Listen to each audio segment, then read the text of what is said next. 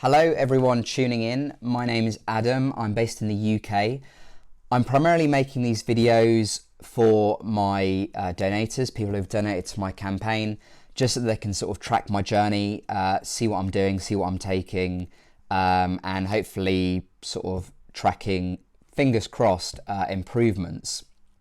But I'm also making it for people who are interested in taking Disulfiram, who have Lyme disease, and are either thinking about it or actually taking it at the moment and wanted to track sort of my symptomology, how I'm doing. So yeah, I hope anyone watching this does find this helpful. So in about 10 days, I'm seeing a specialist infectious diseases consultant in London who specialises in treating Lyme disease. Basically a new treatment. Well, it's a treatment which has been around for a heck of a long time, but the purpose of it was never used for Lyme disease. So the treatment itself is called Disulfiram.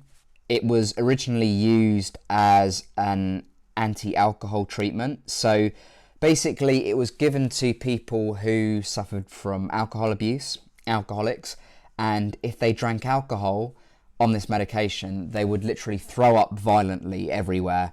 And the idea behind it was to stop them drinking. And it was quite successful for quite a lot of alcoholics. Others just drank on anyway because they're kind of used to having hangovers. It does give you quite a nasty hangover feel. It can make you throw up if you basically consume alcohol whilst on the treatment. Recently, it's been in clinical trials for a series of other things, such as cancer. They've actually found activity against a certain type of cancer. I'm not sure what it is. So that's quite exciting.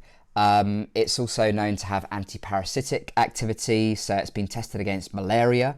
It's been found to be effective against malaria. And about 3 years ago, they did a trial on it against Lyme disease, and they found it was the only drug that they'd ever used that could completely eradicate the Lyme disease bacteria, which is called Borrelia burgdorferi. Nothing other than Disulfiram could actually completely eradicate this disease, and I think that's why in so many thousands of cases we see with this disease, people improve or people get completely better, and then once they are off treatment for a while, they relapse. It's because in the clinical trial, well, not in the clinical trials, but in the Petri dish and in the research, they've found that there's no actual antibiotic which can completely eradicate this disease, which also I think explains why about 20 to 30% of people who are treated with antibiotics in the acute phase for this disease don't get better. It's because the antibiotics they use, most often doxycycline and amoxicillin, I think is the second most prescribed one, they don't actually eradicate. They eradicate about 85 to 95% of the disease.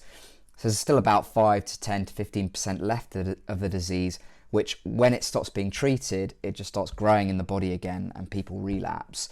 So it's a very exciting development. Disulfiram is in clinical trials right now. There's a lot of physicians who are just using it because they're just seeing how effective it is for their patients. A heck of a lot of people are reaching remission. They're not calling it a cure, because I think that's dangerous to call anything a cure when you're looking at a long-term condition, but they're referring to it as sustained remission, which basically means that people are hitting remission and they're not relapsing. So it's a very exciting treatment. I'm going to be starting it in 10 days or maybe 20. I think they have to redo my bloods, and then once that's been done, then they can start me on the treatment. This is actually a box of Disulfiram. I'm not going to be using this one. I'm actually going to be getting it from a pharmacy.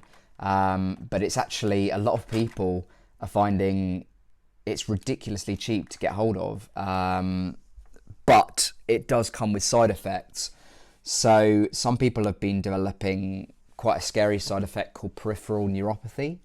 And we believe, or I don't believe, but in the studies it's shown that that's because Disulfiram actually chelates copper in your stomach, and it can pull that copper out of the stomach lining and into the nerves in your fingers, your feet, your back, your head, whatever.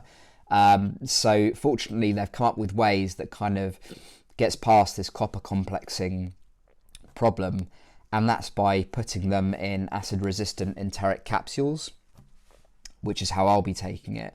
In that way, it bypasses the stomach and it actually breaks down in I believe it's the lower intestines. So it kind of bypasses that copper complexing problem which people are finding.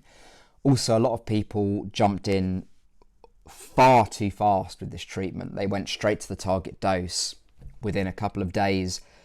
It overwhelms the system, the body can't cope, and as a result they have to stop the drug, and they find it quite hard to get back on the drug.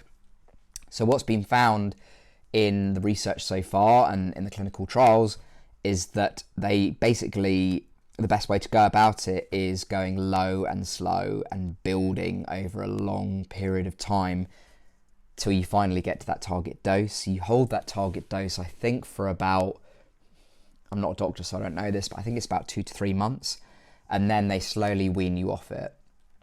And by that point, it's expected that you are clear of Lyme disease. The disease is gone and it's eradicated. It's not supposed to come back. A lot of people have been doing blood tests after finishing their treatment, and I think it's about 95% of them have come back negative, seronegative for Lyme disease. So it shows that it is really working. A lot of people find that they also have co-infections which come hand in hand with Lyme disease. So ticks are known as the dirty needle of nature. So they carry not just Lyme disease, they carry a lot of co-infections. One's Babesia, very similar to malaria. Another one's Bartonella, which comes with its own problems. And there's a few others, but Bartonella and Babesia are the ones that really need to be treated alongside it.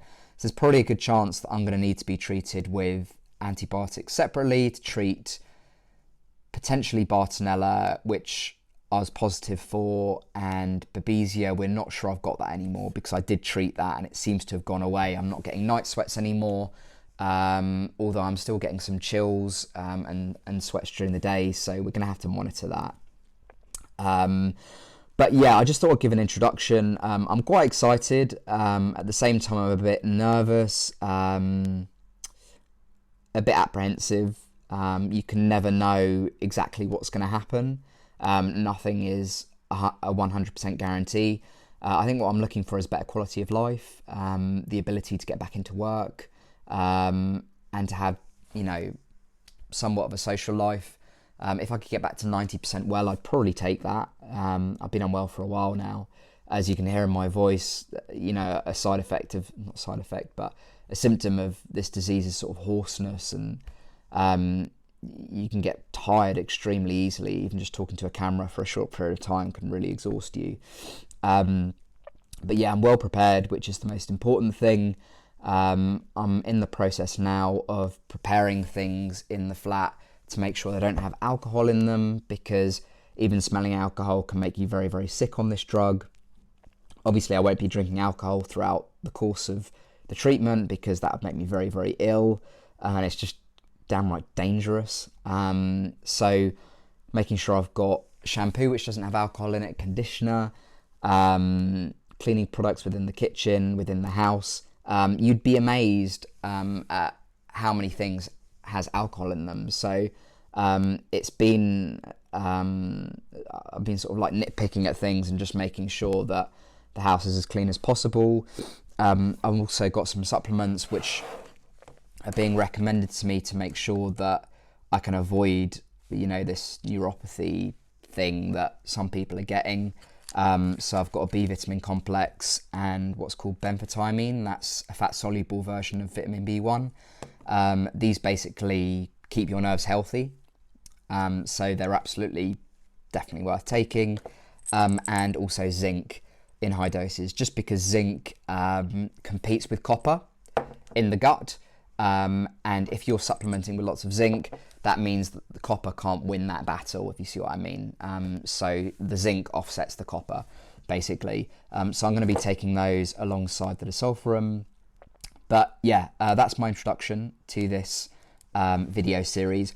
I will be trying to make videos, probably not weekly, just because I don't have the energy to do it. My brain just isn't really working very well at the moment. But I'm hoping to make maybe one a month, and just doing sort of monthly updates.